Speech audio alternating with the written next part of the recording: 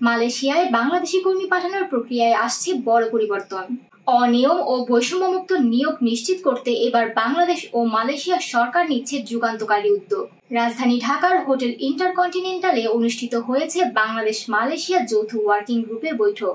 এই বৈঠকের উদ্বোধনী অধিবেশন শেষে সাংবাদিকদের মুখোমুখি হয়ে প্রধান উপদেষ্টার আন্তর্জাতিক বিষয়ক বিশেষ দূত লুৎফে সিদ্দিকী জানান, মালয়েশিয়ায় কর্মী পাঠানোর প্রক্রিয়ায় আর কোনো অনিয়ম, দুর্নীতি বা বৈষম্য থাকবে না। তিনি বলেন, আমরা সর্বোচ্চ স্বচ্ছতা নিশ্চিত করতে চাই, যাতে প্রতিটি বাংলাদেশি শ্রমিক নির্ভয়ে ন্যায্যভাবে বিদেশে গিয়ে কাজ করতে পারে। গত বছর মালয়েশিয়ায় শ্রমবাজার সাময়িকভাবে বন্ধ হয়ে যাওয়ায় অসংখ্য কর্মী অনিশ্চয়তায় পড়েছিলেন। এই প্রেক্ষাপটে বিশেষ দূত জানান, প্রথম ধাপে ৮,০০০ কর্মীকে সরকারি ব্যবস্থাপনায় বইএসএল-এর মাধ্যমে দ্রুত মালয়েশিয়ায় পাঠানো হবে। এই উদ্যোগের মাধ্যমে কেবল বন্ধ থাকা প্রক্রিয়ায় আবার চালু হচ্ছে না, বরং শুরু হচ্ছে এক নতুন স্বচ্ছতার যুগ, যেখানে প্রতিটি পদক্ষেপ থাকবে সরকারের তত্ত্বাবধানে আর শ্রমিকদের স্বার্থ সুরক্ষিত থাকবে। লুৎফে সিদ্দিকী আরো জানান, বর্তমানে বাংলাদেশে রিক্রুটিং এজেন্সির সংখ্যা অনেক বেশি।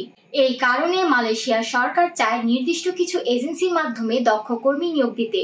তবে বাংলাদেশ সরকার এতে পুরোপুরি স্বচ্ছতা বজায় রাখতে চায়। এই অবস্থায় যৌথ বৈঠকে সমঝোতা স্মারক সংশোধনের প্রস্তাব আনা হতে পারে, যাতে করে নিয়োগ প্রক্রিয়া হয় আরো সুষ্ঠু, ন্যায্য ও জবাবদিহিমূলক। সাবেক সিন্ডিকেট ইস্যু নিয়েও প্রশ্ন ওঠে। অনেকে জানতে চেয়েছেন, মালয়েশিয়া সরকার কি কোনো শর্ত দিয়েছে? লুৎফে সিদ্দিকী স্পষ্ট করে বলেন, মালয়েশিয়া সরকার কোনো শর্ত দেয়নি, এমনকি মামলা প্রত্যাহার নিয়েও কিছু বলেনি। বরং তারা এখন বাংলাদেশি কর্মীদের জন্য মাল্টিপল এন্ট্রি ভিসা চালুর বিষয়ে আন্তঃমন্ত্রণালয় পর্যায়ে আলোচনা করছে। এটি বাস্তবায়িত হলে মালয়েশিয়ায় কর্মরত বাংলাদেশিদের যাতায়াত অনেক সহজ হয়ে যাবে। তাদের জন্য উন্মুক্ত হবে আরো বেশি সুযোগ। লুৎফে সিদ্দিকী বলেন, মালয়েশিয়া সরকার অত্যন্ত আন্তরিকভাবে বিষয়টি দেখছে।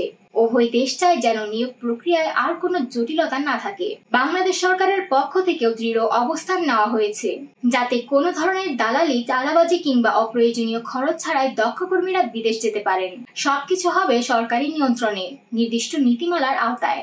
বৈঠকে মালয়েশিয়ার 7 সদস্যদের প্রতিনিধি দল অংশ নেয়। এই প্রতিনিধি দলের নেতৃত্ব দেন দেশটির মানব সম্পদ মন্ত্রণালয়ের deputy secretary general Mohammad Shahrin bin Omar. এই যৌথ উদ্যোগ শুধু কর্মী পাঠানোর বিষয়েই নয়, দুই দেশের শ্রম বান্ধব সম্পর্ক আরো সুদৃঢ় করার এক ঐতিহাসিক পদক্ষেপ। বাংলাদেশি কর্মীদের জন্য মালয়েশিয়ায় কাজের সুযোগ নতুনভাবে উন্মুক্ত হচ্ছে, কিন্তু এবার হচ্ছে আরো স্বচ্ছ, নিরাপদ এবং দায়িত্বশীল ব্যবস্থাপনায়। এজন্য প্রতারকদের ফাঁদে না পড়ে সরকারি নিয়ম মেনেই দক্ষতা উন্নয়ন করুন এবং মালয়েশিয়া গিয়ে নিজের ভবিষ্যৎ গড়ুন। আমাদের আজকের আলোচনা এই পর্যন্তই। ভিডিওটি ভালো লেগে থাকলে অবশ্যই লাইক, শেয়ার এবং সাবস্ক্রাইব করে আমাদের সাথেই থাকবেন। ধন্যবাদ।